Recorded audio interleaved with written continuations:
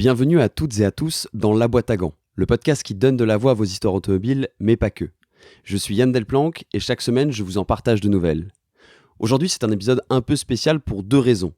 D'une part car il est sponsorisé et d'autre part parce qu'il a été enregistré à distance. Promis, cela n'altérera pas votre plaisir d'écoute car aucun compromis n'a été fait sur la qualité audio. J'ai créé ce nouveau format sponsorisé suite aux nombreuses demandes que j'ai de personnes voulant raconter leur histoire sur le podcast tout en parlant de leur entreprise ou de celle qu'elle représente. Pour autant, ne voulant absolument pas sacrifier la qualité du podcast, je reste très attentif quant aux anecdotes et souvenirs partagés, qu'il s'agisse d'un épisode sponsorisé ou non. Cela explique donc les nombreuses demandes que j'ai pu refuser, ne les estimant pas suffisamment qualitatives pour régaler vos oreilles. Aujourd'hui, j'ai le plaisir de recevoir Pan The Organizer, le Québécois, référence mondiale du detailing sur YouTube avec près de 650 000 abonnés en à peine plus de 5 ans d'existence. Alors forcément, la marque qui sponsorise cet épisode ne pouvait être autre que le leader historique du detailing mondial, je parle bien entendu de Turtle Wax. D'ailleurs, le detailing, ou autrement appelé esthétique automobile, Kesako. C'est une activité consistant à effectuer systématiquement des opérations et des procédures qui maintiennent le véhicule dans son meilleur état cosmétique possible. À travers cet épisode, vous allez découvrir la genèse de la passion automobile de Pan et les anecdotes derrière la naissance de son obsession pour le detailing, au point d'en devenir l'un des experts mondiaux avec près de 25 ans d'expérience.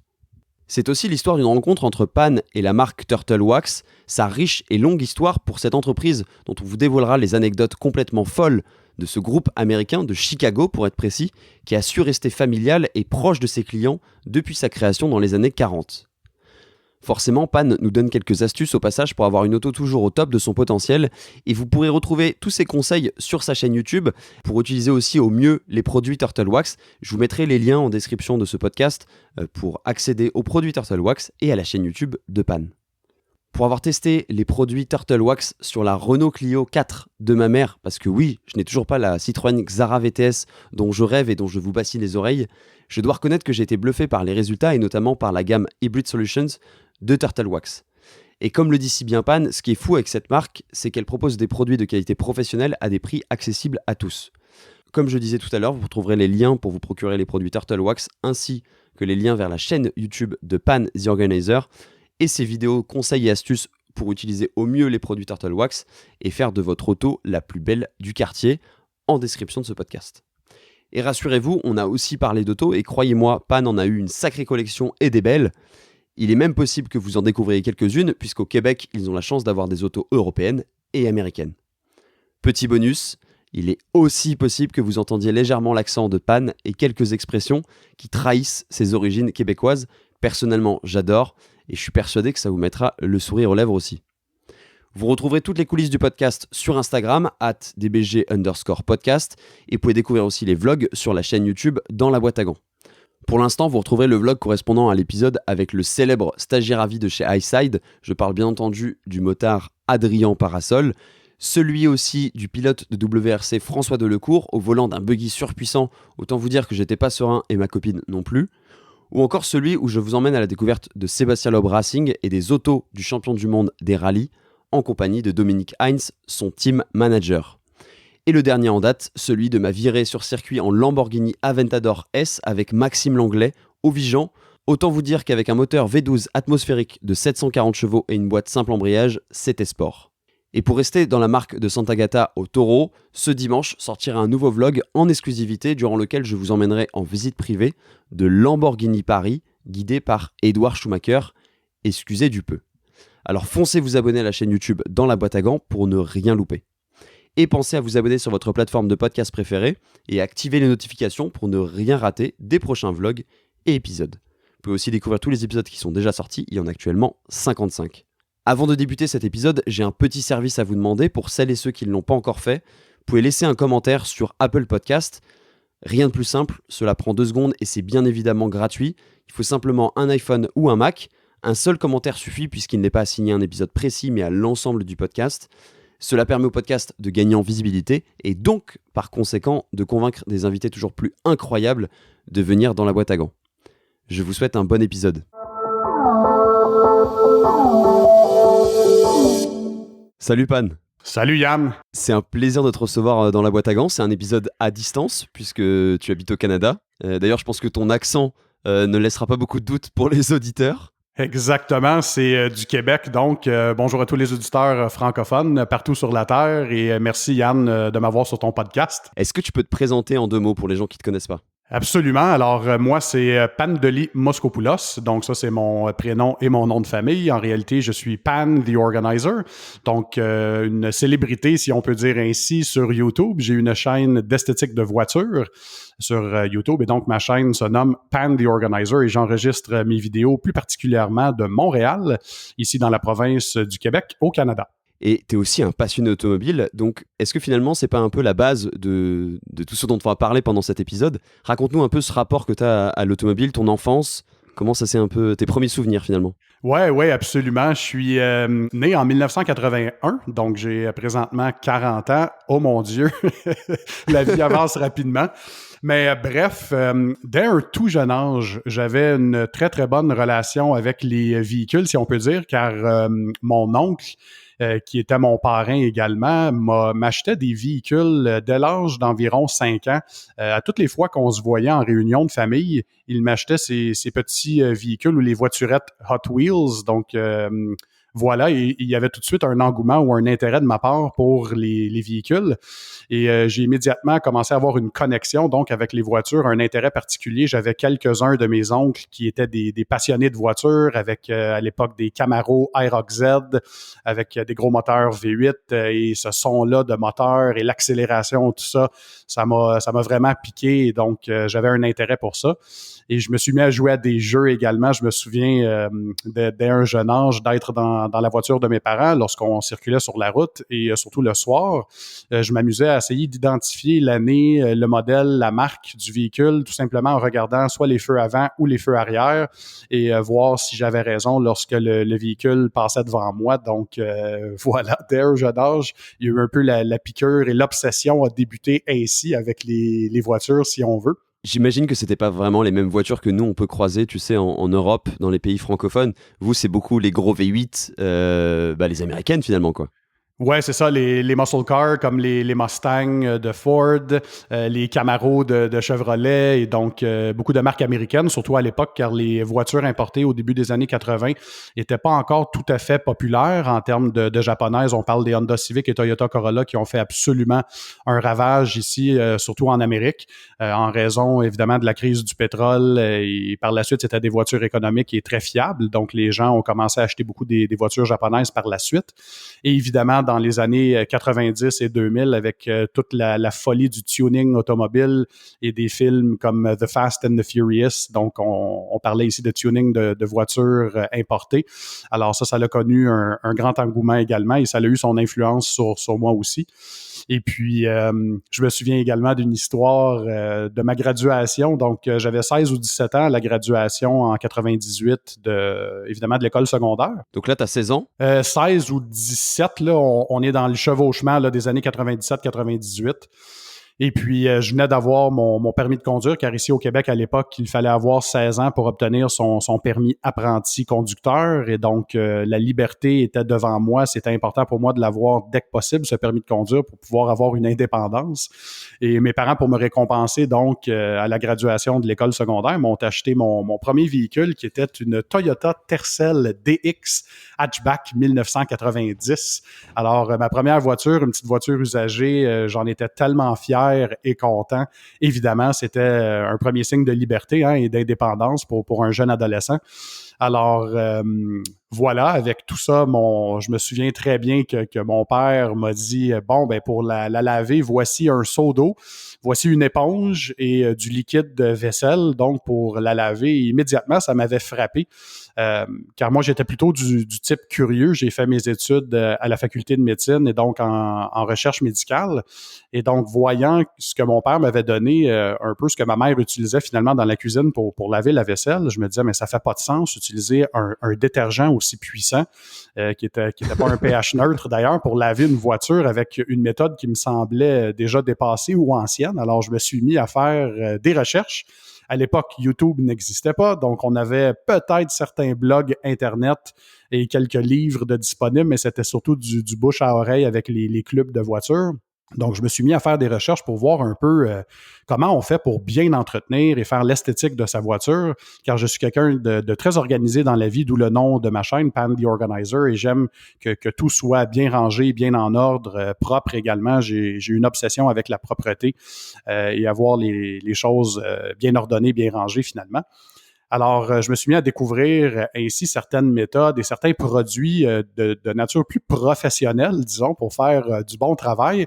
Et également, j'ai eu la piqûre, encore une fois, non seulement pour les voitures, mais pour l'esthétique de voiture, car pour moi, voir le résultat un peu de la forte labeur ou de la dure labeur et du travail et regarder le résultat final et voir le lustre, voir la propreté et voir les réactions des gens également dans l'entourage, les parents, la famille, les amis qui disaient mon Dieu, elle est incroyable cette voiture, on dirait qu'elle est mieux que neuve. Est-ce que tu veux faire la mienne?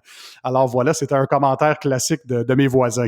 Donc finalement, tu débutes ce qu'on appelle le detailing, mais sans vraiment connaître le nom de cette activité, juste pour le plaisir, et comme tu disais, pour la satisfaction du travail bien fait, c'est ça?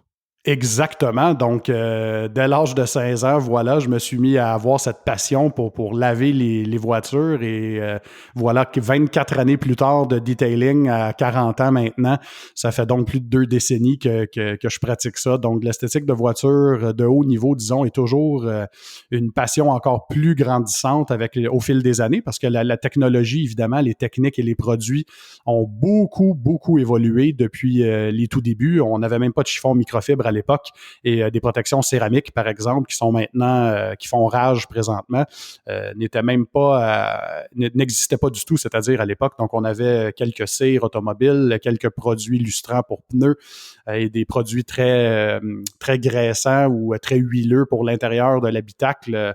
Alors voilà, il y a eu beaucoup d'évolution et un grand parcours dans ce domaine-là. Et pour moi, un peu, c'est la but de ma chaîne, c'est de partager cette passion et mes connaissances également au fil des décennies avec mes auditeurs qui sont tout aussi passionnés et un peu transmettre donc la passion du detailing avec des gens partout sur la Terre. Surtout qu'en plus, ce que tu m'expliquais, c'est que le detailing, pour toi, au-delà d'avoir un super résultat, c'est aussi un exutoire contre le stress, parce qu'il y a ce sentiment, encore une fois, du travail bien fait. Oui, exactement. Je crois qu'une des constantes les plus présentes lorsque les gens s'adonnent au detailing pour la première fois, c'est qu'ils remarquent justement que c'est une forme d'exutoire. Donc, il y a quelque chose de spécial ou de magique qui se passe lorsqu'on fait de l'esthétique de voiture.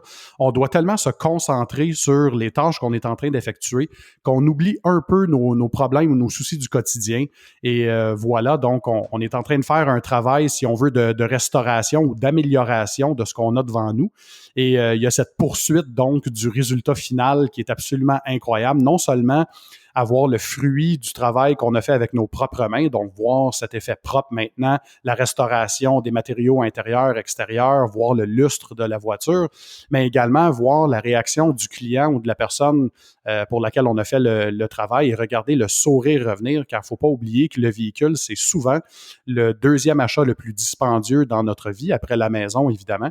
Et donc, il faut faire attention. C'est souvent pas réellement un investissement, car c'est un effet qui déprécie rapidement, un véhicule, en termes de valeur, mais il faut essayer de garder ça en le plus bel état possible au fil des années. Et évidemment, l'esthétique de voiture, c'est la première façon d'en prendre soin.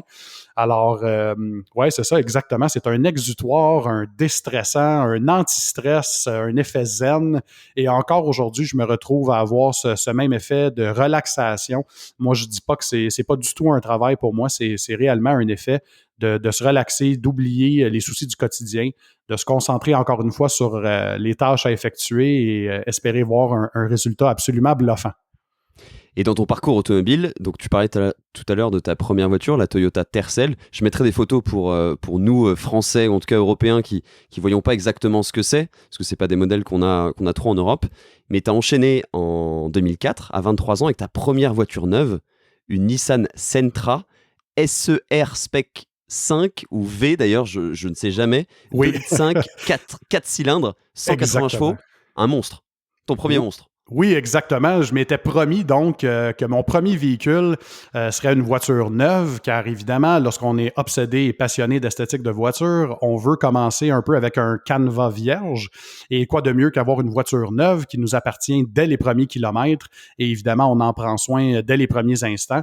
Donc voilà, j'avais travaillé fort pour accumuler mes premiers sous en tant que jeune adulte. Et à l'époque, le tuning battait son plein avec le film The Fast and the Furious au début des années 2000. Et les voitures importées japonaises étaient très, très, très prisées pour le tuning. Également, certaines allemandes à l'époque, comme la Volkswagen Golf GTI, également la Scirocco. Il y avait la Honda Civic SI et un nouveau venu était la Nissan Sentra, donc, mais la version SER Spec V pour une version performance, si on veut, de la Sentra de base, qui est une voiture normalement un peu familiale, économique, un peu comme une Toyota Corolla, mais ils avaient une version plus gonflée, donc avec le moteur 4 cylindres 2,5 litres qui provenait du plus grand véhicule, la Nissan Altima. Donc une transmission manuelle 6 vitesses, une boîte manuelle à 6 rapports, avec un Limited Slip Differential ou un LSD pour empêcher le patinage du train avant, des roues donc. Des roues plus massives de 17 pouces à l'époque. Et j'avais choisi une peinture spéciale, édition limitée pour une seule année, qui était le orange volcanique. Donc, c'était une voiture qui m'a permis de rentrer dans le domaine du tuning. Donc, j'étais écrivain également en temps partiel pour une revue de tuning à l'époque qui s'appelait Tuning Audio et Performance, qui était le boss était Carl Nadeau, un coureur automobile très connu ici au Québec. Et donc, il avait vu ma passion, car il y avait eu un reportage de fait par un de ses journalistes sur mon véhicule, car je faisais plusieurs compétitions à l'époque, non seulement de drague de rue, donc de course automobile, mais également pour la qualité audio du système de son, donc le championnat mondial IASCA, et je m'étais placé à première place à plusieurs reprises, donc c'était tout un système de son. Et donc, ils avaient fait un reportage sur mon véhicule et ils m'avaient dit, écoute, passe par chez moi, viens chercher la première édition de la revue si tu veux voir le magazine un peu ce qui a l'air en personne. Et de fil en aiguille, on a parlé pendant, je crois, 3 ou 4 heures. Il a vu à quel point j'étais passionné. Il m'avait donc offert un poste à temps partiel, car j'étais aux études quand même à l'époque, à l'université. Et donc, un poste à temps partiel pour faire des blogs, si on veut, sur tout ce qui était tuning et esthétique de voiture. Alors, voilà, c'était un peu une façon pour moi de rentrer encore plus dans cette passion pour les voitures et cette Nissan Sentra, donc SER Spec V 2004, orange volcanique ou orange brûlé, comme on dit ici au Québec, était un véhicule pour moi qui a ouvert plusieurs portes et qui m'a donné plusieurs belles années de pure passion. C'était un peu l'équivalent, je ne sais pas si c'était un modèle qui était disponible en Europe, mais ici, c'était un peu l'équivalent, disons, d'une Golf GTI. Donc, on parlait d'environ 175 chevaux et 180 livres-pieds de couple de ce moteur 2,5 litres sur un véhicule, somme toute, assez léger. Donc, les performances étaient définitivement au rendez-vous et puis j'ai adoré absolument posséder ce véhicule pendant quelques années avant mon prochain véhicule. Et c'est à ce moment-là aussi où tu rejoins le club Nissan à Québec. C'est à peu près cette période-là, c'est ça? Vous discutez de tuning et finalement, le detailing est arrivé encore plus dans ta vie puisqu'ils se sont rendus compte que ta voiture était toujours nickel en fait. Oui, exactement. Donc, en 2004, suite à avoir pris possession du véhicule Nissan, j'avais remarqué qu'il y avait quelques clubs automobiles, dont le Nissan Performance Club ou le NP Club à l'époque, donc qui était le club Nissan ici au Québec. Et je me suis joint donc à ce club d'adeptes de véhicules Nissan et on se réunissait au moins une fois par mois à l'Orange Julep, qui était, si on veut, un petit restaurant ici à Montréal. Et donc, on remplissait le stationnement de véhicules Nissan des années 70, 80, 90, début 2000, des modèles de l'année également, des modèles que les gens, ça donnait beaucoup au tuning. Et effectivement, les gens ont rapidement remarqué que la voiture la plus propre et la plus lustrée était toujours la mienne. Donc, il y a eu un peu cet engouement pour me poser des questions. Comment tu fais? Comment ça fonctionne? J'aimerais ça que mon véhicule ait l'air comme le tien. Et donc, je me suis mis à offrir des services aux gens du club et je me suis bâti un peu cette réputation d'être un maniaque d'esthétique d'auto. Et ce que je faisais, donc, c'était le début des caméras numériques au début des années 2000. Et moi, je prenais des photos un peu du avant et du résultat après. Et je mettais ça donc sur des posts sur le site du club sur Internet. Et donc, de fil en aiguille, les gens ont remarqué évidemment les résultats, voyaient la photo lorsque le véhicule était très sale et voyaient les photos des résultats finaux. Et donc, je me suis mis à avoir de plus en plus de clientèle ainsi. Le bouche à oreille s'est fait très rapidement. Et j'ai eu des étés extrêmement occupés en detailing de voitures. Et donc, voilà, ça a été, disons, la première fois où j'ai commencé à faire ça au niveau à plus grande échelle, disons. Et j'ai eu l'occasion de rencontrer plusieurs personnes intéressantes, des personnalités également dans cet univers. Et entre autres, Claude, qui était un des premiers instructeurs d'esthétique de voiture, car à l'époque, c'était pas vraiment quelque chose qui existait, des centres de formation en esthétique. Et c'était difficile d'obtenir de la formation. Aujourd'hui, on est chanceux. YouTube, c'est un endroit où on regroupe beaucoup, beaucoup de connaissances et il est très facile de commencer à apprendre toutes les techniques, les astuces, les trucs, les produits à utiliser et les équipements. Mais à cette époque-là, c'était pas quelque chose qui était courant. YouTube est seulement venu aux alentours de 2005 ou 2006. Donc, avant ça, on avait quelques blogs et des forums automobiles. Donc, cet instructeur-là m'a transmis beaucoup de ses connaissances et j'ai eu encore une fois un autre regain d'énergie et de passion, car pour moi, je suis toujours assoiffé de nouvelles connaissances, de nouveaux trucs, de nouveaux astuces, car j'ai cette philosophie que dans la vie, on apprend toujours, même à 40 ans, j'apprends encore des nouveaux trucs et des nouvelles choses. Et si on arrête d'apprendre, je crois qu'il y a quelque chose qu'on ne fait pas bien dans sa vie, car tout au long d'une vie, on est supposé d'apprendre des nouvelles choses. Donc voilà, le Nissan Club, ça a été encore une fois une autre partie très importante de ma destinée vers l'esthétique de voitures de haut niveau, disons. Donc en fait, finalement, c'est à ce moment-là que le detailing devient un peu ton, comme on dirait, par chez vous, ton side job. Oui. Et finalement, ça se développe par le bouche à oreille, quoi, c'est ça? Oui, exactement. Donc, il y avait de plus en plus de personnes qui désiraient avoir leur véhicule traité par moi. Et évidemment, ben, il n'y a pas meilleure publicité que lorsque quelqu'un d'autre voit un autre véhicule propre et demande à cette personne-là, mon Dieu, la peinture, elle est super lisse, ta voiture, elle avait l'air vieille, la voici maintenant rendue mieux que neuve. Où as-tu fait faire ces travaux? Et donc, j'étais débordé même à un certain point. Il a fallu que je commence à refuser des rendez-vous car je faisais plusieurs voitures par jour, souvent. Et voilà, ça a été une façon également de payer pour soit le véhicule ou le tuning que je faisais. Donc, j'ai rapidement compris que c'était un domaine assez lucratif, merci. Et plus on travaille fort dans ce domaine et plus il est facile de bâtir, si on veut, un certain empire et construire une bonne réputation qui était très important pour moi. Je me démarquais également des autres centres d'esthétique de voiture car j'offrais des petites touches personnalisées, comme par exemple donner une fiche des produits qu'on a utilisés et des étapes qui ont été réalisées. Donc, je laissais cette fiche sur le banc passager et lorsque la personne prenait possession du véhicule, je faisais le tour du propriétaire, si on veut, donc leur montrer les travaux qui ont été effectués et je leur remettais cette fameuse fiche et ils avaient donc une capacité de voir un peu la qualité des produits utilisés et toute cette passion qui était là. C'était facile pour eux de voir que, wow, ce pan-là donne réellement une touche très, très personnalisée. Et évidemment, lorsqu'on est passionné de notre véhicule, quoi de mieux que de rencontrer quelqu'un qui prend soin des voitures des autres comme si c'était leur propre voiture. Et encore à ce jour, lorsque je fais le detailing de voitures de clients, eh bien, je m'en occupe comme si c'était mon propre véhicule à moi. Donc, c'est important que la personne soit ultra satisfaite. Et j'ai toujours dit, si la personne ne trouve pas le résultat incroyable à la fin, je ne veux même pas être rémunéré, car pour moi, ce qui compte le plus, évidemment, c'est le sourire de l'individu et que la personne soit réellement contente des travaux effectués. Non, et puis par rapport à ta transparence sur les produits qu'ils peuvent utiliser, on y reviendra tout simplement avec Turtle Wax parce que au fil de cet épisode, on va expliquer un peu ta rencontre avec cette marque et toute l'histoire qu'il y a derrière. Mais pour reprendre un peu le fil de toutes les autos que tu as pu avoir, à 29 ans, tu as une nouvelle voiture neuve, donc là tu montes encore en gamme. Oui, exactement. C'était ma première berline, disons, un peu plus haut de gamme. C'était un Mazda 6 GT 2009, donc encore une fois une voiture neuve. En réalité, j'avais 28 ans à ce moment-là, car c'était en avril 2009.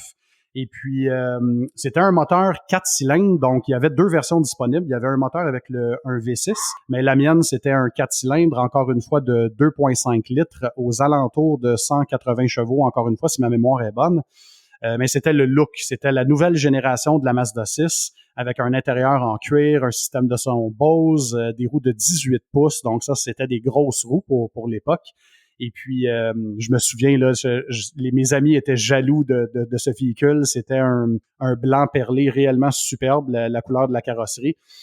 Et c'était encore une fois un véhicule que j'avais vu dans un des salons de l'auto, car pour moi, le processus d'achat de véhicules est également très particulier. Donc, je me présente toujours au moins à 2 salons de l'auto, soit celui de New York et celui de Montréal.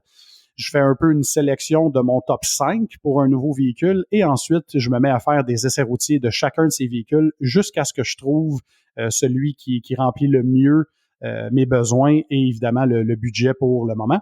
Et à cette époque-là, c'était cette fameuse Mazda 6 GT Grand Touring qui était le modèle le plus haut de gamme de la lignée Mazda 6, disons. Et ça aussi, c'était un véhicule qui m'a rendu très, très heureux. Tu vois, ce qui m'impressionne, c'est à chaque fois ton approche très cartésienne, en fait, de tous tes choix de véhicules. Tout est pensé, tout est étudié, finalement. Oui, exactement. Il n'y a rien qui est laissé au hasard. Pour moi, il y a plusieurs critères qui sont très importants pour l'achat d'un véhicule. Donc, évidemment, le look, la performance, la valeur aussi pour le montant ou le budget qu'on a à donner. Et voilà, ces courbes, ces lignes, le design intérieur. Je suis quelqu'un qui accorde beaucoup d'importance au design extérieur et intérieur, car évidemment, pratiquant l'esthétique de voiture, c'est important d'avoir un tableau sur lequel travailler qui est agréable à regarder. Pour chacun de mes véhicules, je trouve que l'un des tests ultimes pour moi, c'est de toujours constater qu'il est agréable d'aller dans son garage le soir et de simplement la regarder. Donc, parfois, je m'assois sur les marches dans mon garage et je fais simplement regarder ou zioter le véhicule pendant plusieurs minutes et toujours être ébloui, même après quelques années d'avoir eu une voiture. Si je suis encore impressionné ou si j'ai encore cet amour, cette passion de la regarder, je sais que j'ai fait un bon choix, disons. Et à 32 ans, donc en 2013, là c'est le drame, parce que tu passes chez les Allemandes et tu t'en es jamais sorti depuis. Oui, exactement. Donc, en réalité, c'était en 2012. J'avais 31 ans. C'était un Audi S5.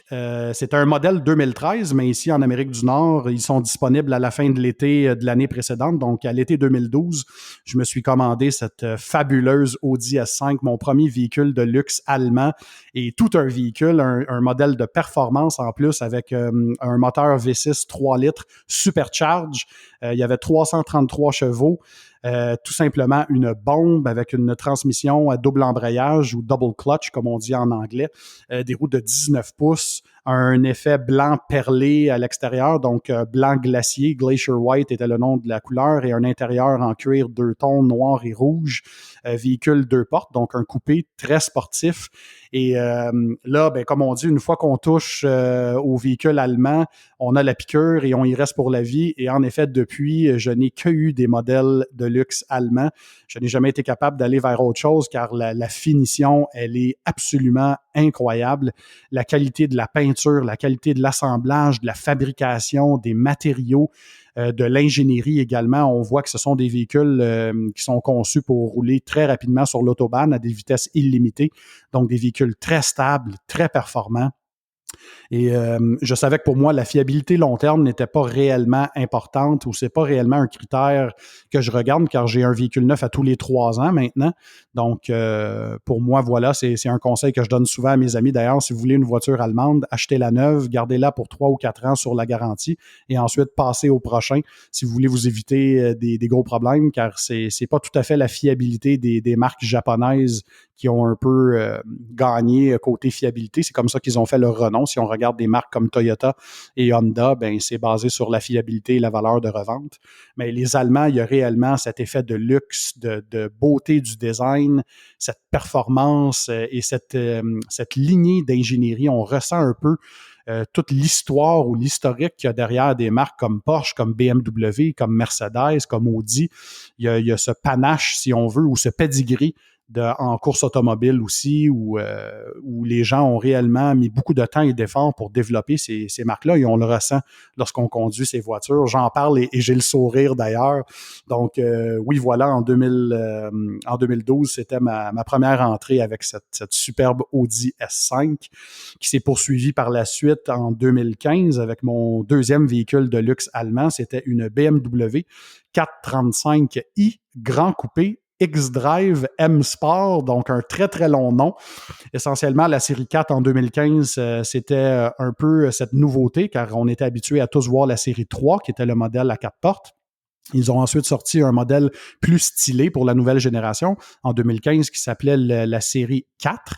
Et dans cette série 4, qui était initialement des coupés 2 portes, ils ont sorti un modèle grand coupé, donc une berline, avec des lignes un design comme un coupé. Et c'était donc la 435 X-Drive Grand Coupé. C'était le modèle haut de gamme avec le V6 qui était biturbo. À l'époque, avec 335 chevaux, transmission automatique à 8 rapports et des roues de 19 pouces, un intérieur en cuir. J'avais l'extérieur gris cette fois-ci, un gris minéralisé ou métallisé. Et puis, voilà, j'ai eu la piqûre de BMW. En anglais, ils appellent ça le Ultimate Driving Machine ou cette machine de conduite ultime. Et j'avais remarqué la différence côté sportivité versus la Audi, qui était un peu plus un modèle grand touring. Alors, voilà, chez BMW, c'était un modèle un peu plus nerveux, une suspension plus calibrée pour la conduite de voiture un peu enthousiaste. Et voilà donc ma première entrée chez le constructeur allemand BMW de Bavaria Motorwerken. Et c'était donc tout un modèle, tellement que c'était la première fois par la suite que je me suis payé un véhicule de la même gamme, car j'ai toujours changé de compagnie avant ça. Mais en 2018, donc j'ai eu ma deuxième BMW, et là, attention, tout un modèle de performance, une M550i, donc un moteur V8 biturbo 4.4 litres de près de 470 chevaux et 480 livres-pieds de couple, transmission à 8 rapports encore une fois, mais réellement une bombe avec des roues M Performance, des jantes de 20 pouces, des pneus de 275 de largeur à l'arrière, des Michelin Pilote Super Sport, un intérieur en cuir Nappa, un système de son Bowers Wilkins, bref, la totale, l'expérience du constructeur allemand à son mieux. Donc, cette série 5, très, très performante. C'était un peu le même moteur 4.4 litres que la M5, donc ce char mythique ou ce véhicule mythique, mais avec un peu moins de chevaux. La M5, à l'époque, avait environ 605 chevaux et ma M550i est une version détunée, si on veut, donc avec les 470 chevaux. Mais quand même, on parle ici d'un 0 à 100 km/h mesuré de 3,7 secondes. Et voilà, donc un modèle très, très, très performant. Tu m'as bien fait rêver avec toutes ces autos et je pense que tu as fait rêver tous nos auditeurs. Mais là, on a fait un petit saut dans le temps. À quel moment tu crées finalement ta chaîne YouTube et comment ça se passe? Parce que je crois que c'est en 2016 que ça arrive. Oui, exactement. Donc, le 28 avril 2016 ou le 27 avril, l'une des deux journées, c'était ma première vidéo lancée officiellement sur ma chaîne YouTube. Et quelques mois auparavant, donc à l'hiver 2016, j'avais une conversation avec ma conjointe lorsqu'on était au restaurant un soir. On était en train de profiter de manger des sushis que nous aimons bien. Et c'est elle qu'elle m'a mentionné. Elle dit, écoute, je te vois souvent regarder d'autres chaînes d'esthétique de voitures sur YouTube. Je vois à quel point tu es passionné. Tu en suis plusieurs depuis plusieurs années d'ailleurs. Et elle dit pourtant, moi, elle dit, j'ai jamais vu quelqu'un comme toi qui peut passer une dizaine, douzaine, quinzaine d'heures ensuite dans un garage sans même prendre une pause pour boire ou manger, ou même pas prendre une pause pour aller à la salle de bain, disons, pour se libérer. Et donc, elle dit, j'ai jamais vu quelqu'un être aussi maniaque et passer toutes ces heures à être passionné comme ça d'esthétique de voiture. Elle dit, en plus, tu parles 3 langues, dont le français, l'anglais et le grec. Pourquoi tu partages pas cette passion toi-même et tu ne démarres pas ta propre chaîne YouTube? Et voilà, il y a eu un déclic qui s'est fait dans ma tête et j'ai réalisé, en effet, pourquoi pas démarrer ma propre chaîne. Et là, au fil de la discussion et de la conversation, je lui ai mentionné, oui, mais je la nommerais comment cette chaîne? Car mon nom, Pandeli, c'est un peu compliqué à essayer de se souvenir, c'est un nom d'origine grecque. Mais elle a dit, ben c'est facile, Pan the Organizer. Et pourquoi? Ben parce que tu aimes organiser tout dans ta vie, que ce soit ton budget, ton espace de travail, ta maison au niveau rangement, propreté, ton véhicule, toujours bien rangé, toujours propre. C'est tout à fait naturel pour toi. Les gens savent autour de toi que tu es une personne extrêmement organisée. Donc, appelle-toi Pan the Organizer. Alors voilà, le nom est resté. J'ai trouvé ça absolument génial et je me suis mis, donc voilà, à faire les premiers parcours pour démarrer la chaîne. Donc, étudier un peu comment faire du montage, quel équipement acheter pour faire le tournage également, car j'étais très sérieux dans tout ce que je fais dans ma vie. Je suis très sérieux dans mes démarches et je voulais commencer à un très haut niveau pour être compétitif et je me suis équipé donc de bonnes caméras, de bons micros, d'un super bon ordinateur avec la puissance pour faire du montage, un logiciel de montage professionnel aussi. Et puis, voilà, j'ai promis que j'allais démarrer ma chaîne et ça a été fait. Et en avril 2016, ça a été les premiers moments de Pan the Organizer sur YouTube et nous voici rendus un peu plus de 5 années plus tard, l'une des plus grandes chaînes d'esthétique de voitures au monde. Nous approchons les 650 000 abonnés et avons surpassé les 75 millions de visionnements sur YouTube en date du 6 juillet où on enregistre ce podcast.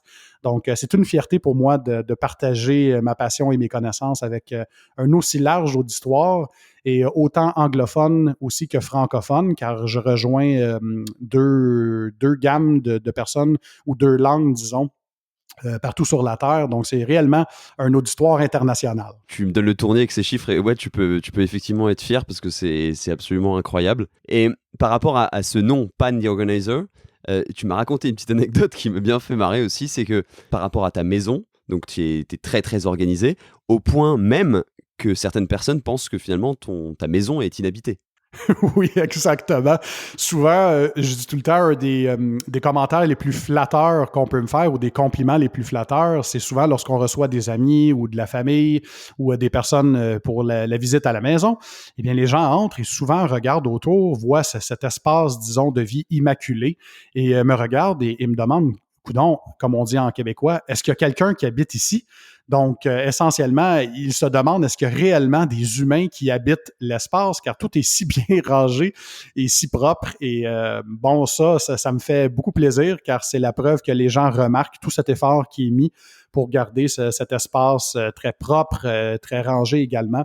Car pour moi, c'est très important pour demeurer créatif et avoir l'esprit créatif. Il est important pour moi d'avoir un endroit de travail ou de vie très, très propre et bien rangé. Ça aide aussi pour moi à avoir les compartiments dans le cerveau, si on veut, les différentes régions créatives, cognitives, etc., rangées. Je trouve qu'un espace de vie bien propre est souvent propice à une meilleure créativité et une meilleure productivité. Et ta première vidéo, tu y faisais allusion tout à l'heure, ta première vidéo sort le 27 avril 2016, si je dis pas de bêtises, sur YouTube. Oui, exactement. Et donc tu commences par des vlogs de voyage, tu fais des vidéos aussi sur du DIY, donc du do-it-yourself, de produits, de nettoyage.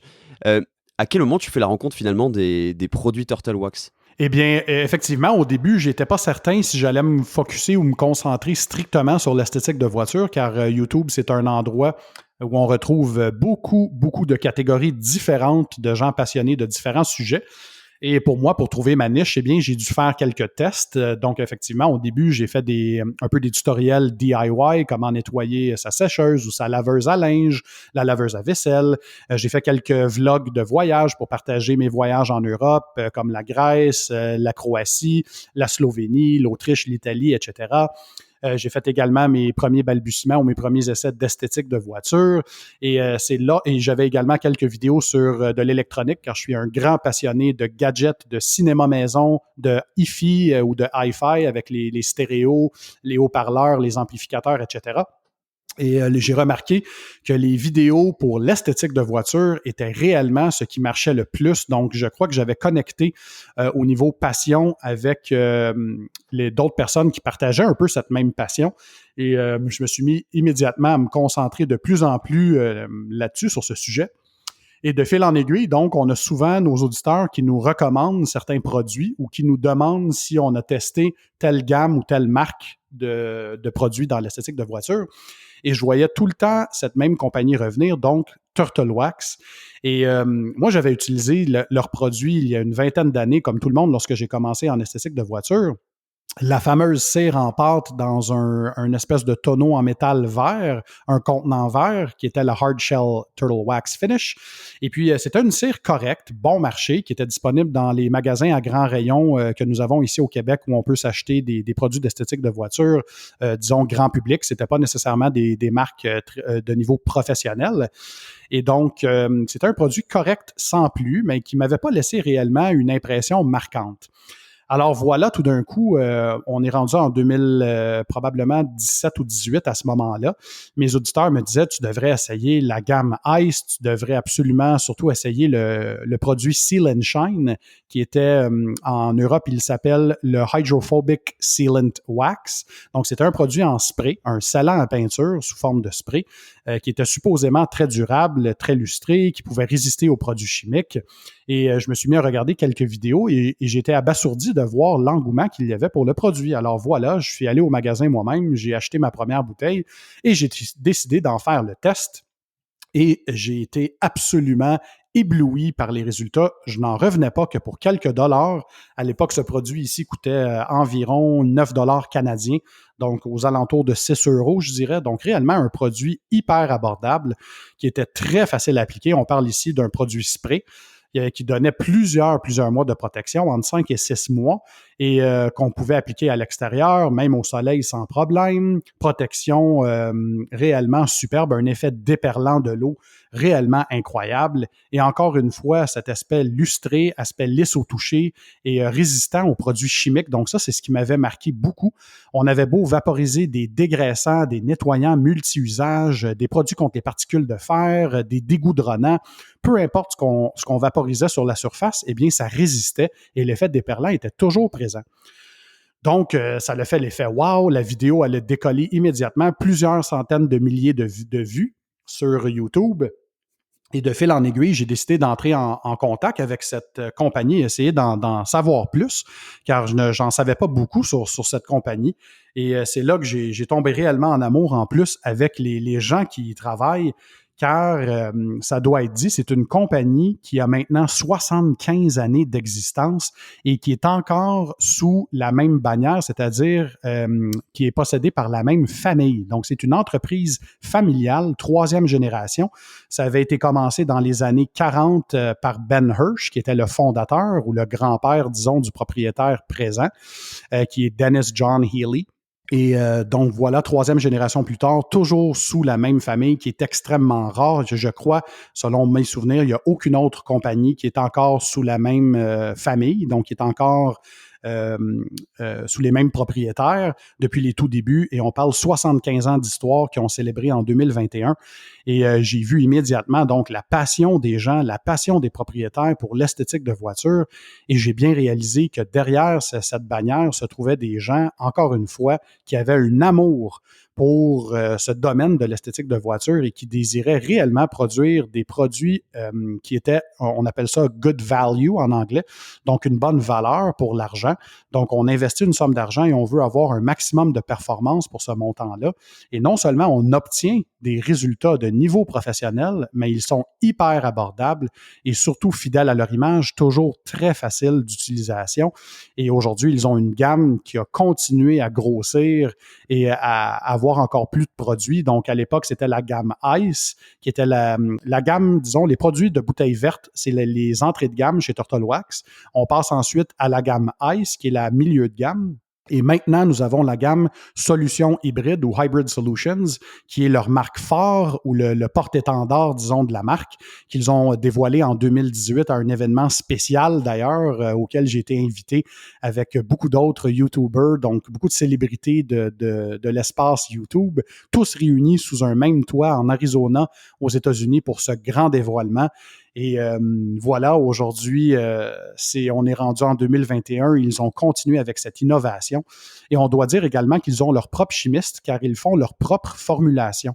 Donc, c'est très rare de voir ça. Il y a plusieurs compagnies qui utilisent des third-party blenders, qu'on appelle en anglais, ou des chimistes d'un tiers parti pour avoir accès à un catalogue de produits. Mais eux ont leur propre chimiste directement dans leur facilité ou dans leur entreprise qui est située à Chicago, aux États-Unis. Et j'ai pu faire d'ailleurs réaliser réaliser cette visite guidée de leurs installations que vous pouvez d'ailleurs retrouver sur ma chaîne YouTube. Donc, j'ai pu me permettre de donner accès. Je mettrai le lien, bien entendu. Je mettrai le lien de cette vidéo des visites des headquarters de Turtle Wax. Oui, voilà, pour les gens qui veulent voir la maison mère, j'ai pu avoir un accès inédit pour que mes auditeurs puissent voir un peu ce qui se passe en arrière-scène, comment on fabrique ces produits, qui sont les gens derrière la marque, qui sont tous ces employés qui travaillent là. Et cette compagnie, donc, a maintenant 75 ans d'histoire et aujourd'hui est distribuée dans plus de 120 pays. Imaginez ça, c'est incroyable. Et il y a une petite anecdote, je ne sais pas si ça t'intéresse de la savoir, Yann. Je voulais justement y venir, parce que c'est extraordinaire cette anecdote. Oui, exactement. Donc, le Ben Hirsch, qui est le père fondateur, si on veut, de la marque, dans les années 30, il a développé le premier polish pour voiture, donc un peu cette cire mélangée avec un polish pour faire la restauration, amener de la protection et un plus beau look, un look lustré sur le véhicule. Il a développé ça chez lui, dans son propre bain. Donc, il a fait le mélange de quelques produits chimiques dans les années 1930. Et voilà, il avait découvert le premier polish pour voiture. Il avait appelé ça, à l'époque, maintenant on est rendu au début des années 1940, il avait appelé ça Plastone.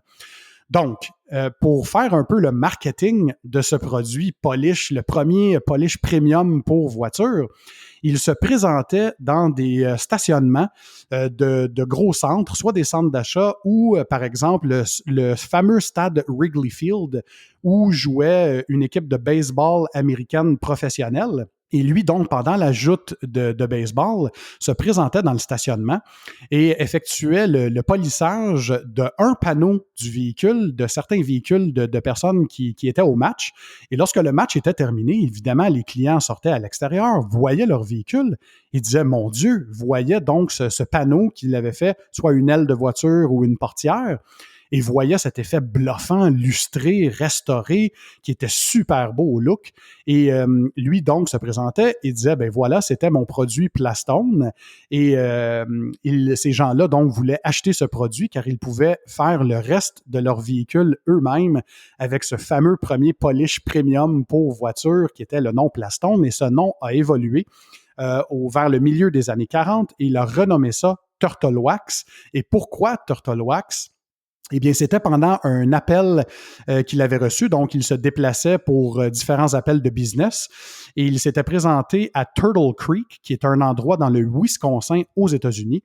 Et il a eu un peu cette inspiration de l'endroit car c'est venu à son esprit que, bien voilà, turtle, ils ont un peu cette carapace dure, donc ce hard shell.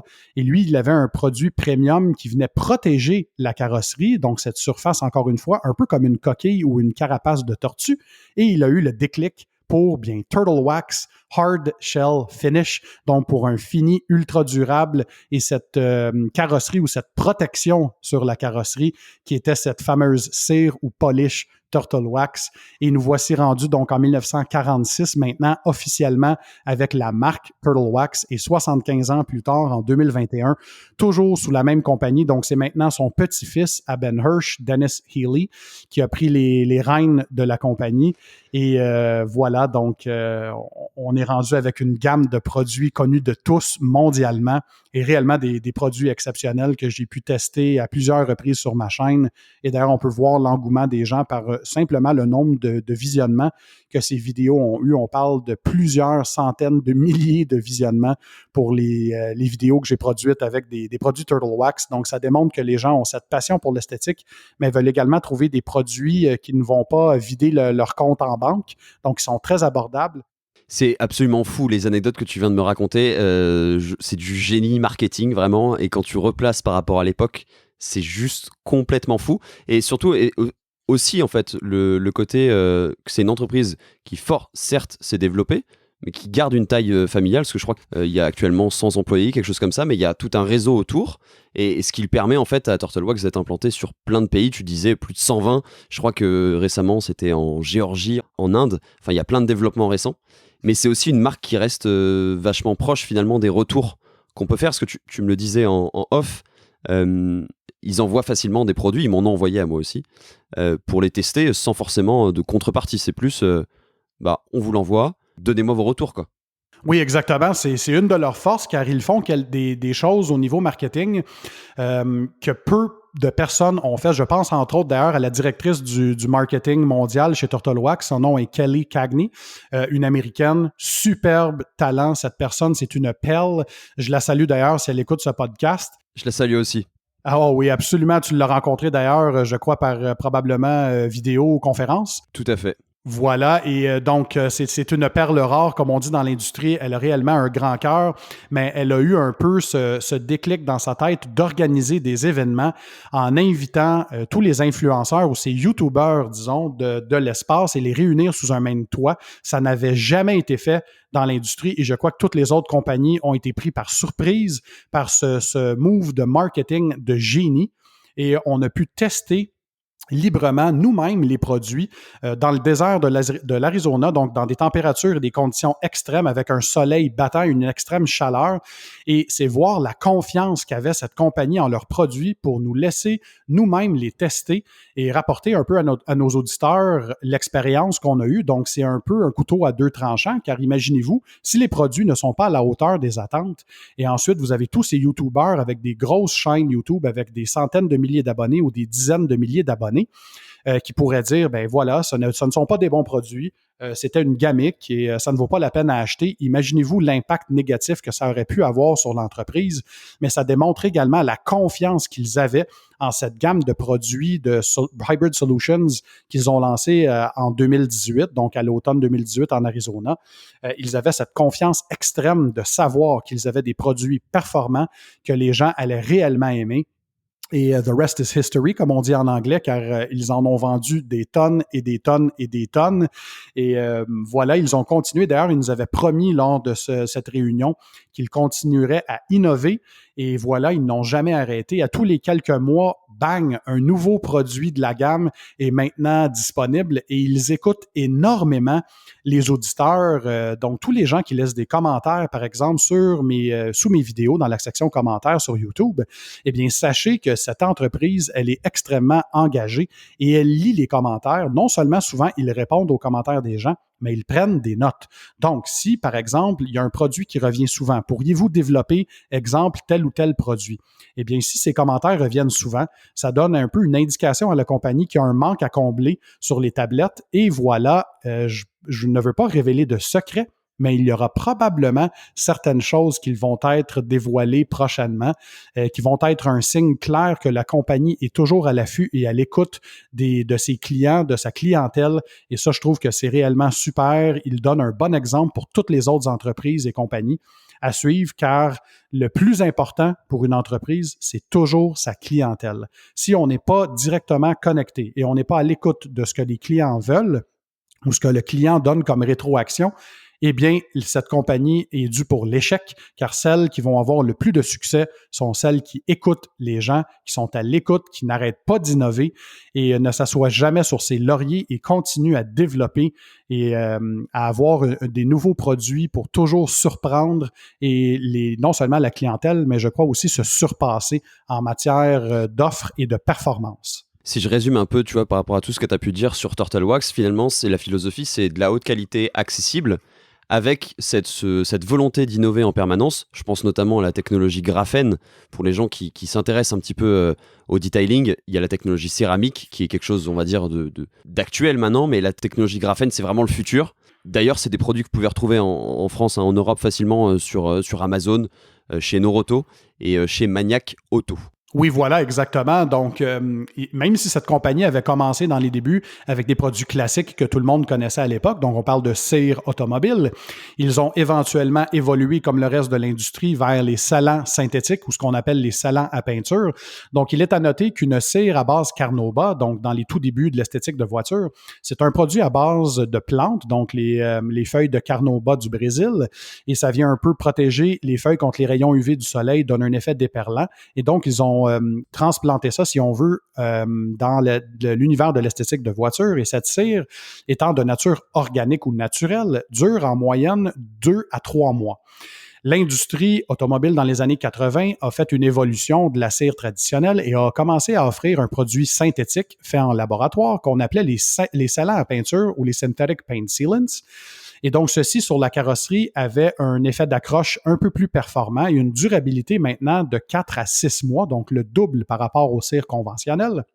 Et au milieu des années 2010, donc aux alentours de 2014-2015, il y a eu un produit qui avait été développé un petit peu avant ça, mais qui a réellement commencé à connaître un engouement ou une popularité aux alentours des années 2015-2016. Donc, on parle de protection céramique, donc à base de dioxyde de silice, donc SiO2, un peu ce qu'on retrouve dans le verre, donc les vitres qu'on a un peu partout.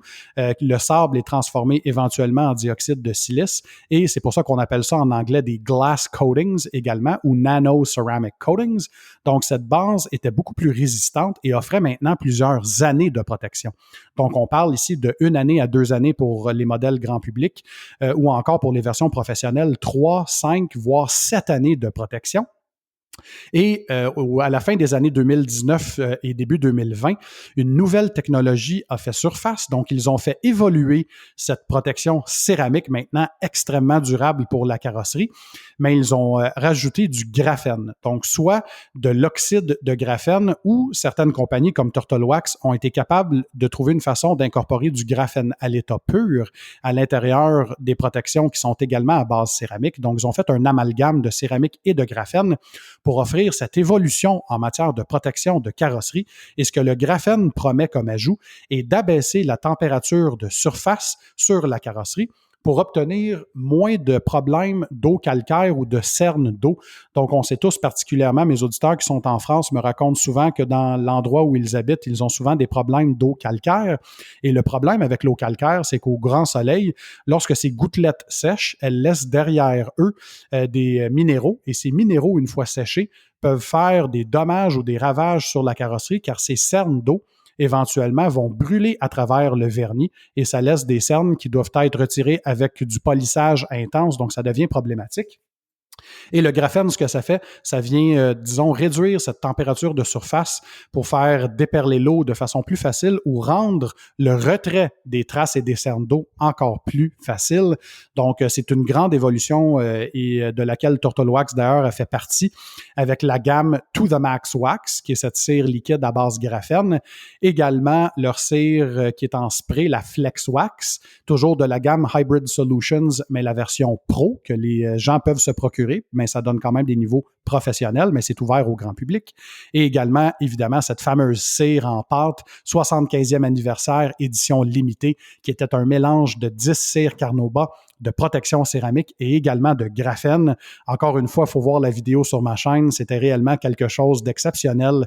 Et voilà, encore une fois, toujours Turtle Wax à l'affût de la plus récente technologie grâce à leurs chimistes qui travaillent pour eux et qui font un excellent travail.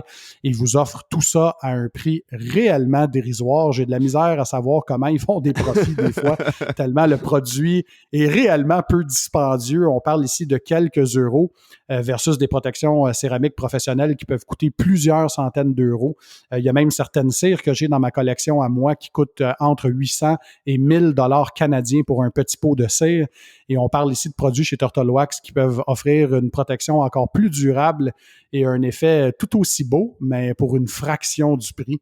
Alors voilà la force de Turtle Wax, de toujours poursuivre l'innovation et offrir une valeur pour l'argent. Et je mettrai bien entendu les liens pour vous procurer tous ces produits et les liens aussi vers les vidéos dont on a parlé et vers ta chaîne, bien entendu, pour que tout le monde puisse retrouver ça facilement. On ne peut pas arrêter ce podcast sans parler de la nouvelle venue dans ton garage depuis 2 mois maintenant, c'est ça? Oui, exactement, depuis la mi-avril. Ah oui, donc ça fait un peu plus de 2 mois. Ouais, presque 3 mois, pas tout à fait Okay. 3 mois. Et attends, on va teaser pendant un petit moment, mais donc c'est forcément une Allemande. C'est forcément une Allemande puisqu'on sait que tu es resté chez les Allemandes, mais là on est sur du très lourd là. Exactement. Je crois ce qui se fait de plus lourd chez les Allemands, c'était un rêve de jeunesse.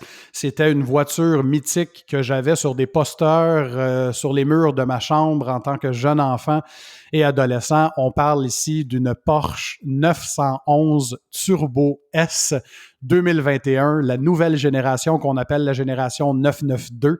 Mais voilà le modèle le plus rapide présentement chez Porsche, la fameuse et mythique Turbo S à 650 chevaux.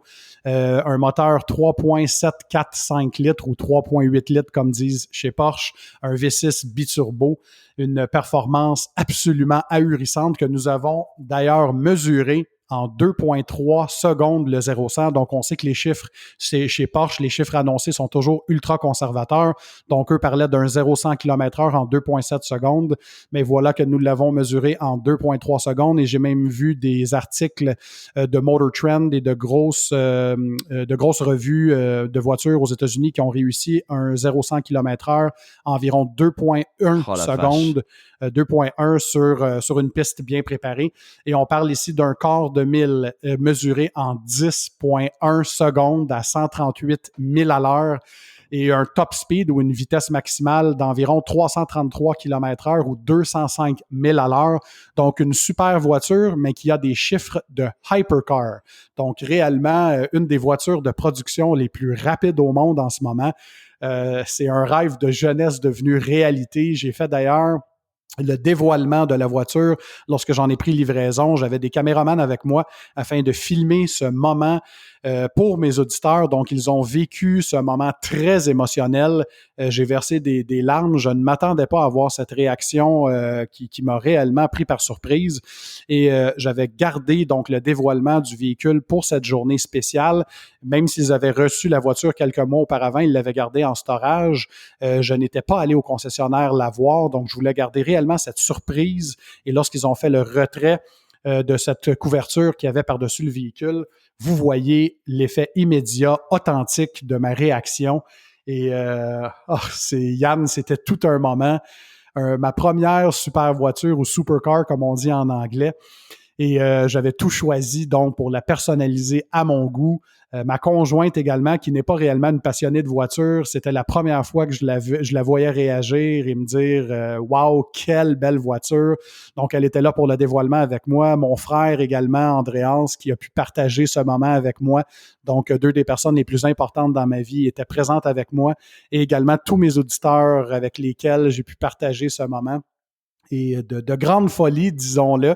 Mais réellement, donc voilà, un rêve devenu réalité qui met mon sourire sur mon visage à chaque jour que je la vois ou que je la conduis. C'est réellement une bombe, comme on dit ici au Québec. C'est tout un bolide. Mais j'ai envie de te dire que même ton sourire, je l'entends rien que quand tu en parles. Mais surtout que tu as choisi une option qui, à mon sens, est nécessaire sur cette auto. Parce qu'on dit souvent, tu sais que malheureusement, avec les turbos, on perd en bruit. Mais toi, tu y as pallié parce que tu as l'échappement sport dessus. Oui, exactement. C'était la première fois que Porsche mettait en option disponible l'échappement sport ou le Sports Exhaust sur la Turbo et la Turbo S. Donc, pour accentuer un peu ce son de moteur, si on veut, et la rendre un peu plus dynamique, car contrairement au modèle GT, si on regarde la GT3 RS, par exemple, ou la GT3 avec le moteur atmosphérique qui est très, très prisé par les passionnés de voiture, un peu moins de puissance à 500 quelques chevaux. Cependant, une ligne rouge ou un red line à 9000 tours minute. Donc, c'est un moteur réellement qui crie, hein, qu'on entend. C'est un modèle fait réellement pour la piste de course. Suspension beaucoup plus ferme, une voiture à propulsion. Donc, ça ne se portait pas vraiment pour ma réalité, car moi, mon véhicule, je le conduis à l'année, incluant dans nos hivers rigoureux canadiens. Donc, j'avais besoin du rouage intégral qu'offre la Turbo S. Donc, ce rouage intégral ou 4 roues motrices. Et donc, les moteurs turbo ont souvent un son moins puissant ou disons qui offre une moins belle harmonie auditive comparativement aux moteurs atmosphériques à 9000 tours minute comme les modèles GT. Alors, pour la première fois, pour donner plus d'émotion au modèle turbo et turbo S, Porsche a offert ce système d'échappement.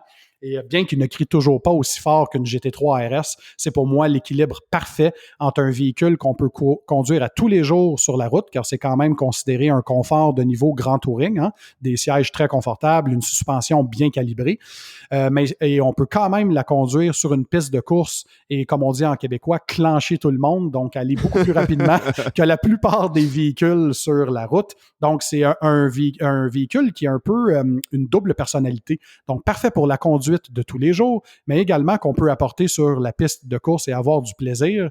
Et voilà, c'est ce que fait très bien la Turbo S. C'est le meilleur des deux mondes, selon moi.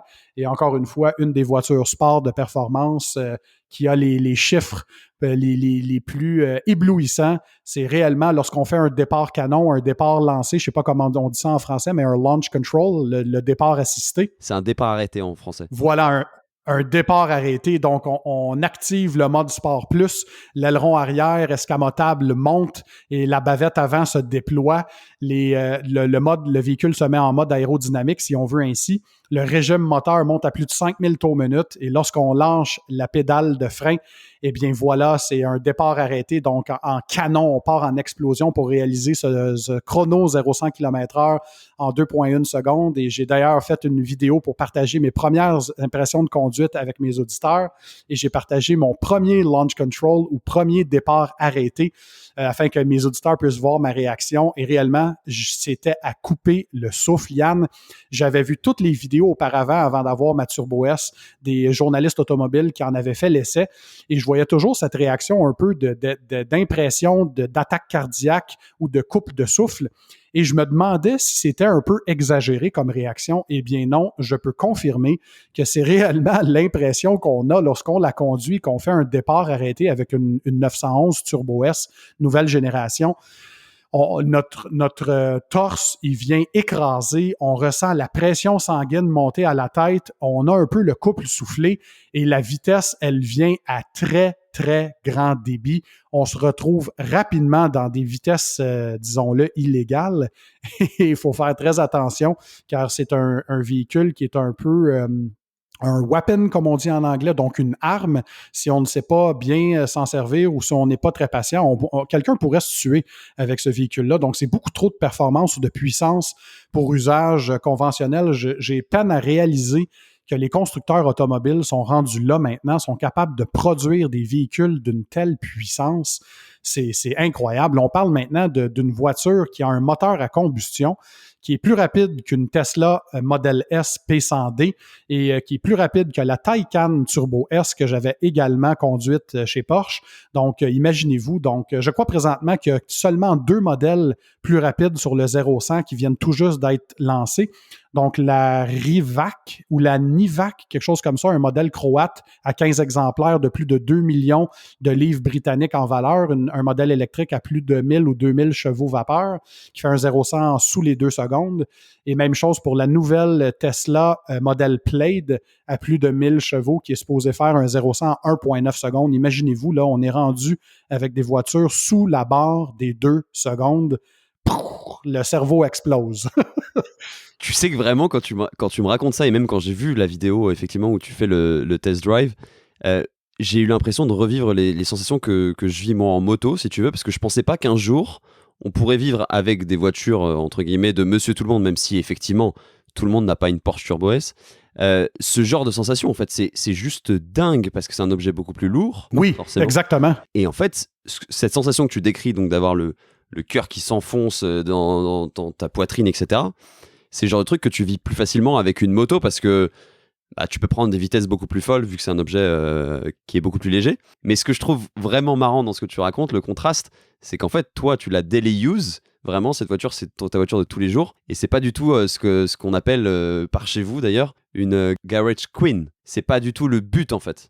Voilà, exactement. Pour moi, j'ai cette philosophie que les véhicules sont faits pour être conduits et non pas pour être mis dans des musées. Donc, on appelle ça beaucoup en Amérique du Nord, soit des garage queens ou des trailer queens.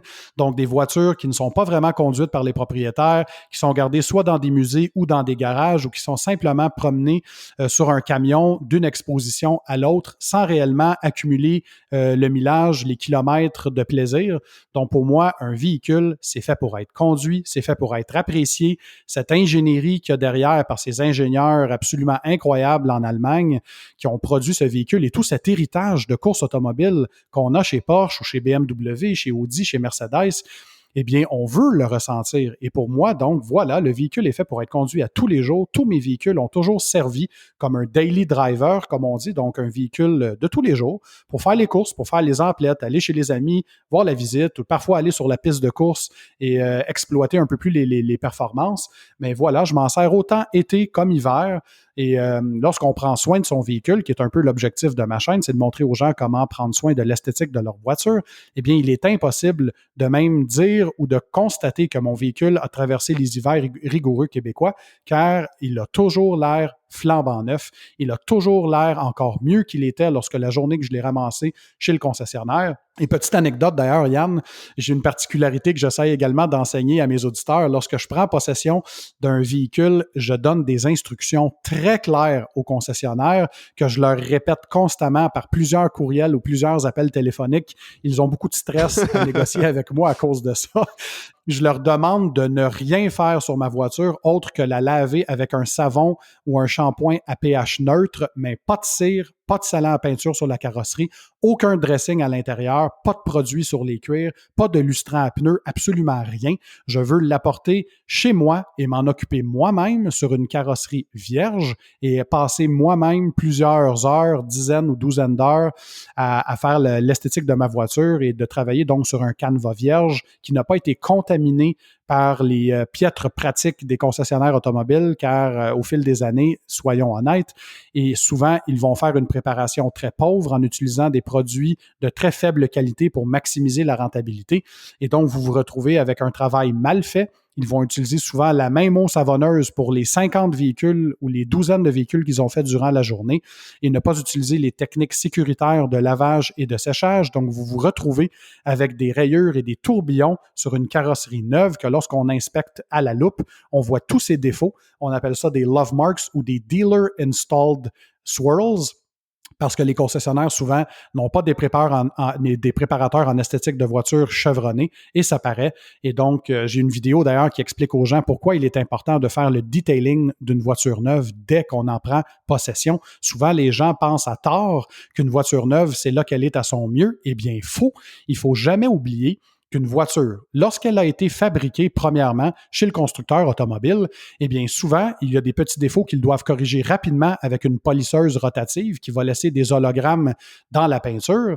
Ensuite de ça, le véhicule est transporté par camion, par train et par bateau vers sa destination finale et donc est exposé aux éléments, est exposé à la poussière de frein ou à la poussière ferroviaire également des trains, etc.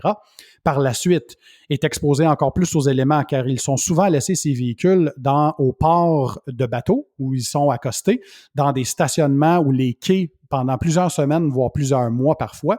Et également, lorsque transportés au concessionnaire automobile, ils peuvent rester dans les stationnements de concessionnaires pendant des semaines ou des mois.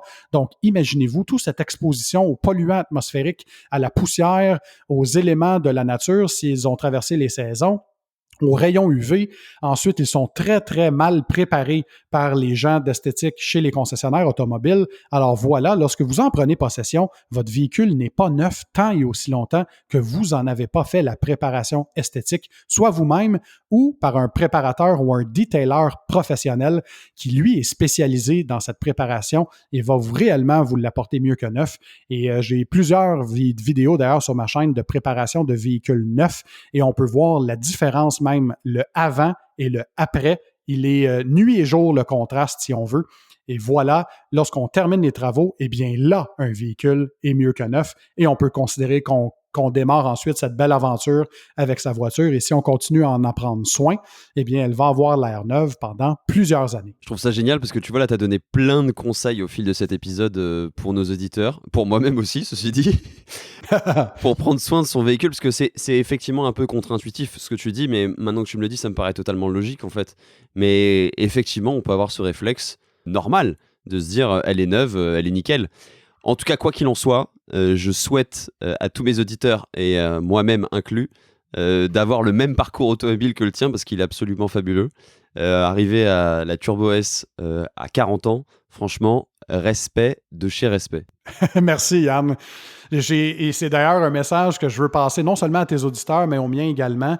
Gardez vos rêves toujours présents dans votre esprit et continuez à travailler fort. Je suis l'exemple type que lorsqu'on travaille fort dans la vie et qu'on n'arrête jamais de croire en nos rêves, tout est possible. On entend souvent ça à la télé, on a tendance à se dire « Ah, ça n'arrive seulement qu'à certaines personnes ». Eh bien non, c'est réellement possible lorsqu'on veut quelque chose et qu'on travaille fort pour et qu'on y met tout notre temps, notre énergie et notre passion, tout est possible. Et d'ailleurs, tu en es un autre bel exemple.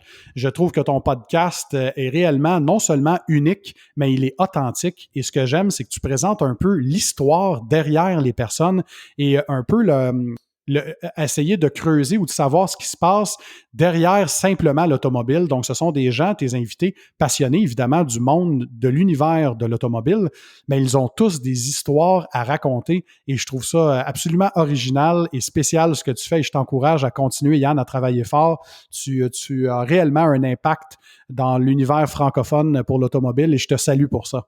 Ben merci Pan. Écoute, c'est exactement ça l'idée, hein. C'est effectivement de faire découvrir les coulisses à tous mes auditeurs de toutes les personnes qui peuvent suivre, parce que ce soit toi ou que ce soit différents autres invités que j'ai pu avoir, l'automobile est toujours une excuse pour raconter des histoires. Tu vois, l'épisode que j'ai sorti avant-hier, c'était un épisode avec quelqu'un qui s'appelle Maxime Langlais, qui est aussi un parcours très inspirant, parce qu'il est parti de rien, et tu vois, il s'est acheté il y a quelques mois une Lamborghini Aventador S, un exemplaire absolument incroyable, avec lequel j'ai roulé avec lui sur circuit.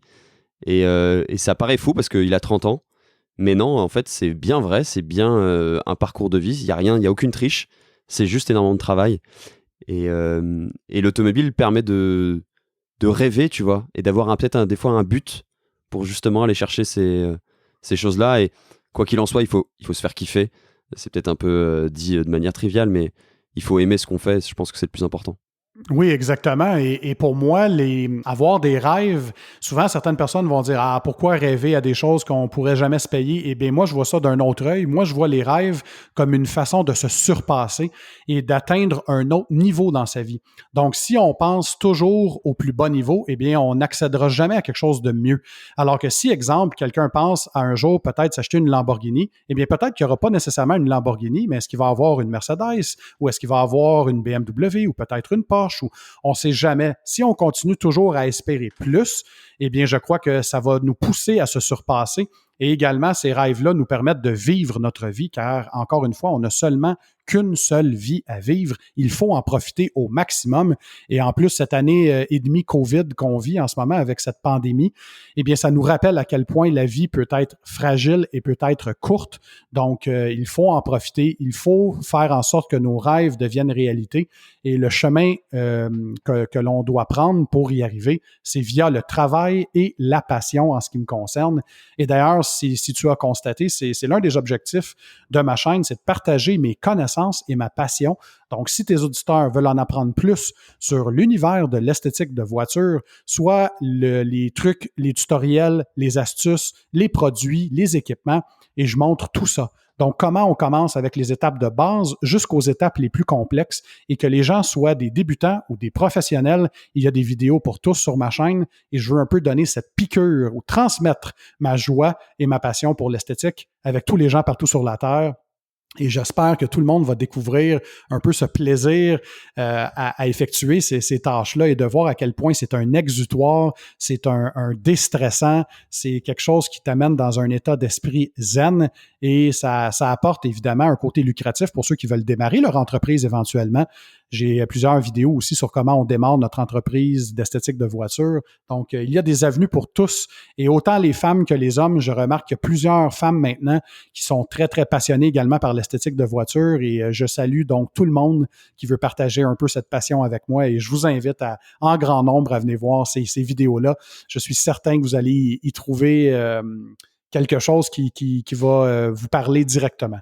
Ben écoute, tu viens d'anticiper ma dernière question pour finir ce podcast, à savoir qu'est-ce qu'on pouvait te souhaiter pour la suite, mais je crois qu'on a déjà eu partiellement une réponse, parce que ça fait quoi 24 ans que tu es dans le detailing, tu as vécu énormément de choses, notamment donc cette histoire avec Turtle Wax. D'ailleurs, je mettrai aussi bien les liens vers ta chaîne et pour vous procurer les produits Turtle Wax, tout simplement vous renseigner sur ces produits dont on a pu parler. Est-ce que tu as un petit mot à ajouter par rapport à tout ce que tu as pu dire, justement? Comment tu vois la suite, comment tu vois le futur, aussi bien pour ta chaîne, mais peut-être pour toi personnellement aussi? C'est quoi ton rêve automobile après une Porsche Turbo S? Est-ce qu'on a encore un rêve? Oui, absolument. J'ai toujours des rêves. Premièrement, pour tous ceux qui sont intéressés par les produits Turtle Wax, ce qui est intéressant, c'est que j'ai plusieurs tutoriels sur ma chaîne. Donc, encore une fois, il ne faut jamais être gêné, hein? Même si on est un débutant ou on n'a jamais utilisé une gamme ou un produit, et vous allez aller avoir tous ces vidéos pour vous aider à non seulement comprendre qu'est-ce que le produit fait, comment on l'utilise et voir comment on l'applique. Donc, je crois que YouTube est excellent pour ça. C'est maintenant une possibilité de comprendre, d'apprendre en voyant ce que la personne fait. Donc, on peut répliquer un peu ces étapes à la maison en toute confiance et je veux donner cette confiance à mes auditeurs. Pour la suite de ma chaîne, eh bien, je dis tout le temps que ce n'est qu'un début. Ces 5 années sur YouTube, c'était un peu un amuse-bouche ou un amuse-gueule ou un peu, disons, une entrée avant le plat principal. Et vous allez voir, j'ai beaucoup de contenu spécial qui s'en vient. Je ne veux pas révéler les surprises car je ne révèle jamais d'avance les futures vidéos. Donc, mes auditeurs ont toujours un effet surprise lorsqu'ils voient ma nouvelle vidéo. Au minimum que j'affiche une fois par semaine à tous les samedis matins, à 8 heures, heure de l'Est, et parfois 2 fois par semaine. Mais au minimum, je n'ai jamais sauté une semaine depuis mes débuts. J'ai toujours mis au moins une vidéo par semaine. Et pour le futur des véhicules, vu que je change à toutes les 3 années, donc en 2024, ça sera mon prochain véhicule. Est-ce que j'ai d'autres rêves? Absolument. Que sera le prochain véhicule? Est-ce que ce sera un VUS, un véhicule utilitaire sport? Est-ce que ce sera un camion? Est-ce que ce sera une super voiture? Est-ce que ce sera une hyper voiture? Je ne le sais pas. Le futur nous réservera de belles surprises, certains, mais il est certain que je me questionne déjà où est-ce qu'on va aller à partir de maintenant? Donc, si on a déjà une 911 Turbo S, c'est quoi la prochaine étape? Pour un des compétiteurs que je voyais pour ce véhicule, mais qui malheureusement n'était pas disponible en rouage intégral, était une McLaren 765 LT, qui est un autre de char ou de véhicule mythique de rêve que j'avais en tête, mais c'était impossible à cause justement du manque de rouage intégral et peut-être un peu trop bas pour la circulation dans nos hivers rigoureux. Je veux bien te croire, parce que j'en ai vu une il n'y a pas longtemps, avec aussi un invité que j'ai eu sur ce podcast, Yann Briand d'ailleurs, que je salue, et qui en a une, et était sur quand même un véhicule qui est moins pratique, beaucoup moins pratique que ta Turbo S.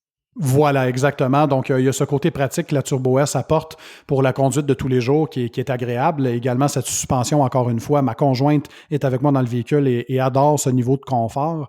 Alors, voilà, je ne sais pas ce que le futur réserve, Yann, en termes de choix de véhicules, mais il est certain que mes auditeurs vont en faire partie car j'aime les tenir informés et également les faire être un peu partie de toute cette aventure avec moi, comme s'ils étaient présents pour le dévoilement et un peu cette quête vers le prochain véhicule. Et voilà, plusieurs vidéos incroyables à venir dans les prochaines semaines, dans les prochains mois. Et on ne sait jamais quelle surprise ou quelle folie Pan the Organizer va faire prochainement. Mais une chose que je peux dire, c'est qu'à toutes les années, j'ai une cérémonie de remise de prix pour les meilleurs produits de detailing dans toutes les catégories. Donc, mon top 3 pour chaque catégorie. Donc, meilleur cire, meilleur scellant en peinture, meilleur céramique, meilleur lustrant à pneus, meilleur produit d'intérieur, etc., etc. Alors, à la fin de l'été, soit au mois d'août ou au début septembre, j'ai toujours cette cérémonie et cette année va marquer la 5e édition. Alors, ça, c'est une primeur que je peux te donner. Et voilà, on va un peu dévoiler le top 3 des meilleurs choix à faire dans chacune des catégories. Et d'ailleurs, en parlant de Turtle Wax, ils ont toujours été très présents dans ces remises de prix, car leurs produits, eh bien voilà, c'est la preuve qu'ils ont des produits de qualité. Alors, ça va être à suivre très bientôt. C'est une vidéo qui prend beaucoup de temps à produire, car on parle de centaines de produits qui se retrouvent dans cette vidéo. Mais c'est toujours ultra passionnant de savoir pour un auditeur si les produits qu'il aime bien figurent dans le top 3 de Pan the Organizer pour la catégorie. Écoute, c'est une super conclusion. Merci pour tout ce temps que tu m'as accordé, Pan. C'est trop bien de voir effectivement l'évolution de ton parcours qui est juste incroyable et qui a été fait de plein d'opportunités que tu as su saisir et que tu continues à saisir. Donc, en fait, j'adore l'esprit de transmettre. C'est aussi ce que je veux faire à travers le podcast et vous pouvez tous le faire à travers un moyen ou un autre. Et je trouve ça génial qu'on se soit retrouvé autour forcément de Turtle Wax, mais au-delà de Turtle Wax, ça a été l'occasion de discuter de plein de choses et merci beaucoup, Pan. Merci à toi, Yann, de m'avoir invité. C'était super agréable. Ça l'a passé beaucoup trop vite. Et si tu me permets, je vais terminer ça avec la folie classique dont mes auditeurs me reconnaissent. C'est mon intro et ma conclusion que je dis tout le temps. Donc, afin que, si jamais tes auditeurs viennent voir mes vidéos, afin qu'ils ne soient pas trop surpris, car je débute toujours mes vidéos en disant « Bienvenue à une autre émission de Pan the Organizer ». Et je la termine toujours en disant « Chers auditeurs, n'oubliez jamais qu'une vie bien organisée va vous aider à atteindre le top. Sur ce, je vous souhaite une excellente journée et on se voit à la prochaine. Salut! Écoute, c'est parfait pour finir ce podcast. Merci beaucoup, Pan. C'était trop bien. Et puis à très vite. J'espère venir te voir au Canada parce que c'est bien à distance, mais en vrai, ça sera encore mieux. Absolument. Si jamais tu passes par le Québec, on se fera un coucou et on va définitivement refaire ça une autre fois. C'était super agréable, Yann. Je salue tous tes auditeurs et je te souhaite franc succès, bon succès et bonne continuité avec ton podcast. Merci beaucoup, Pan. À très vite. Ciao, ciao. Salut, Yann. J'espère que cet épisode vous a plu. Si c'est le cas, n'hésitez pas à mettre un commentaire sur Apple Podcast, c'est gratuit, il faut juste un iPhone ou un Mac. Un seul commentaire suffit puisqu'il n'est pas assigné à un épisode précis, mais à l'ensemble du podcast. Ou simplement à le partager, ça m'aide énormément à gagner en visibilité. D'ailleurs, j'ai décidé de vous lire un commentaire à la fin de chaque épisode. Aujourd'hui, c'est Pierre qui écrit en titrant « Il démocratise les podcasts. Bravo à Yann, il apporte un nouveau thème, l'automobile. Cela permet aux passionnés comme moi de se régaler en écoutant tous ces podcasts. Il a une belle voix, les invités sont bien choisis parce qu'ils sont connus et discrets. Alors nous adorons en savoir plus sur le parcours de certaines personnes. Elles aussi partagent la plus belle des passions du monde, l'automobile. C'est génial, enfin quelqu'un qui nous donne envie d'écouter des podcasts. Merci, j'adore, et qu'il continue surtout, force à lui. » Merci beaucoup, Pierre. Je pense qu'effectivement, on a la même vision du podcast. Belle voix, je sais pas. En tout cas, je cherche à inviter effectivement des personnes qui sont tout autant passionnées que tu peux l'être, que je peux l'être, que nous le sommes, et qui finalement, à travers l'automobile, racontent des histoires de vie, puisque c'est souvent une excuse pour parler de plein d'autres choses, que ce soit d'entrepreneuriat, de souvenirs, de mésaventures, enfin bref, c'est toujours une excuse d'automobile pour finalement faire des rencontres, et c'est aussi le but de ce podcast. Vous retrouverez toutes les coulisses du podcast sur Instagram, @dbg_podcast, et vous pouvez découvrir les vlogs sur la chaîne YouTube Dans la boîte à gants. Pour l'instant, vous retrouverez le vlog correspondant à l'épisode avec le célèbre stagiaire à vie de chez iSide, Adrien Parasol, celui du pilote de WRC François Delecourt, au volant d'un buggy surpuissant, autant vous dire que j'étais pas serein et ma copine non plus, ou encore celui où je vous emmène à la découverte de Sébastien Loeb Racing et des autos du champion du monde des rallyes. Et le dernier en date, celui de ma virée sur circuit en Lamborghini Aventador S avec Maxime Langlais au Vigan. Autant vous dire qu'avec un moteur V12 atmosphérique de 740 chevaux et une boîte simple embrayage, c'était sport.